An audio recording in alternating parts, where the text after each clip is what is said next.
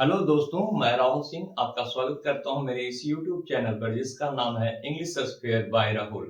दोस्तों, आज मैं अंग्रेजी के 4 इंपॉर्टेंट वर्ड्स आपके सामने डिस्कस करने वाला हूं। तो चलिए शुरू करते हैं। First word that is letters. दोस्तों, लेटर्स क्या है? The letters are the small symbol which is used to read and write the language. वो कौन है? What we write A to Z, these are the called letters. A से लेकर Z तक हम जो भी लिखते हैं, पढ़ते हैं, वह अक्षर कहलाते हैं। और मैं इन्हें लिखना चाहूंगा A, B, C, D, E, F, G, H, I, J, K, L, M, N, O, P, Q, R, S, T, U, V, W, X, Y and Z। ये अंग्रेजी में लेटर्स कहलाते हैं। These are the small symbol और small unit। अब ये सारे letters मिलकर क्या बनाते हैं? अल्फाबेट। हम इन्हें कर सकते हैं अल्फाबेट।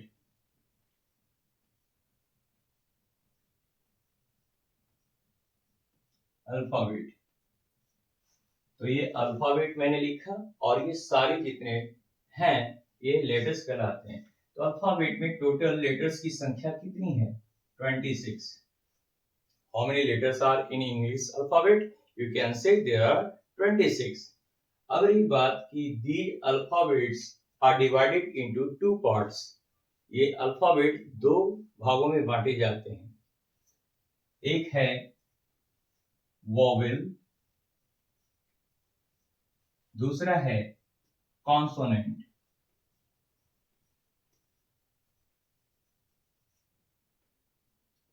आई होप इसके बारे में आप जानते हैं। तो वॉवेल की संख्या कितनी है मैं बता देना चाहूंगा। इनकी संख्या 5 है और रेस्ट ऑफ जितने हैं वह 21 कॉन्सोनेंट होते हैं। चलिए अब हम नजर डालें कि वॉवेल कौन कौन से हैं। तो मैं जिन जिन पे फिगर राउंड कर रहा हूं ये आपके वॉवेल्स होंगे। ए, ई, आई, ओ and U. These letters like A, E, I, O, U are called vowels and rest letters are called consonant. तो consonant letter क्या है? Vowel letters क्या है? आप इसके बारे में बहुत कुछ जानते हैं। A speech sound produced without audible friction in the mouth that is called vowel. तो vowel वह है जब हम किसी लेटर्स को प्रोनाउंस करते हैं। लाइक हम बोलना चाहेंगे ए। जब आप ए बोलोगे और ए को खुद सुनोगे तो आपको फील होगा कि इसमें दूसरी लेटर्स का हेल्प नहीं लिया जा रहा है। जैसे मैंने वोवेल की साउंड को बोलना शुरू करूंगा, अब आप बोलेंगे ए। तो जब आप इसे ए बोलते हैं तो इसमें साउंड केवल ए प्लस ए ही आता है, यानी ए आता है या ए आता है। लेकिन जब आप कॉन्सोनेंट लेटर्स को बोलोगे तो जैसे आपने बी बोला, आप जब बी बोलोगे तो आपको फोनेटिक साउंड क्या सुनाई देता है? बी, यानी बी प्लस ई, तभी जाकर ये बी होता है। यानी यहाँ पे दो लेटर्स आपस में मिलकर तभी एक लेटर्स की साउंड को प्रोड्यूस कर रहे हैं।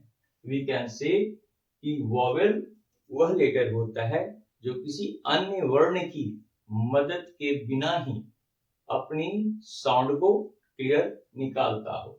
कॉन्सोनेंट वह है जो कि दूसरे लेटर की मदद के बिना बोला ना जा सके।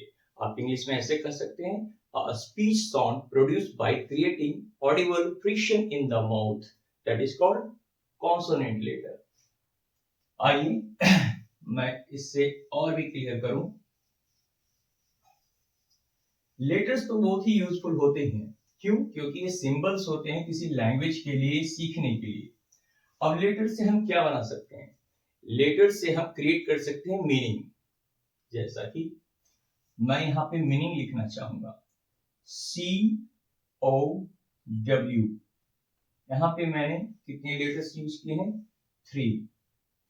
और इन दोनों को, इन तीनों लेटर्स को मैंने जब ज्वाइन किया तो एक मीनिंग तैयार हुआ। That creates a some meaning. और इसका मतलब आप जानते हैं, a female animal, a female animal that gives us milk, that gives milk। ये कोई मीनिंग तैयार करके हमें दे रहा है। लेकिन जब इसी लेटर्स को हम अगर, या दूसरे लेटर्स को हम अगर अरेंज करके नहीं लिखें, जैसे मैंने यहाँ पे लिखा QUX, तो क्या यह कोई वर्ड मीनिंग तैयार करके दे रहा है? नहीं। We can say there is a need of arrangement of letters to create a meaning। आप इसे जरूर दोहराएं, बिना अरेंज किए हुए लेटर्स को आप कोई भी मीनिंग तैयार नहीं कर सकते। अब बात करते हैं, लेटर्स भी इंपॉर्टेंट है। अब लेटर से हम वर्ड्स बनाते हैं। तो what is the definition of words? Words क्या है?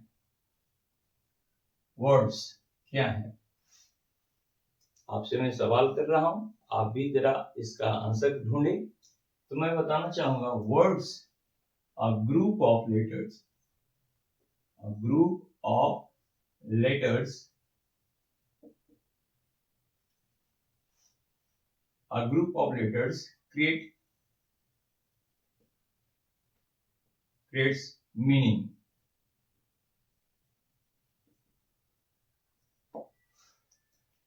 A group of letters creates meaning, that is called word। यानी आप शब्द की जब आप उदाहरण देना चाहते हैं तो अक्षरों का उस पे अरेंज होना मीनिंगफुल बनाने के लिए बहुत ही जरूरी है। अभी डिस्कस किया कि जब आपने BALL लिखा तो इसका मतलब कोई वस्तु यानी एक गेंद होती है। लेकिन मैंने जब इसी को LLB लिखा, इसका मतलब क्या है? आई डोंट नो, शायद आपको पता हो। I hope you will like this video and also share this video. Thank you so much.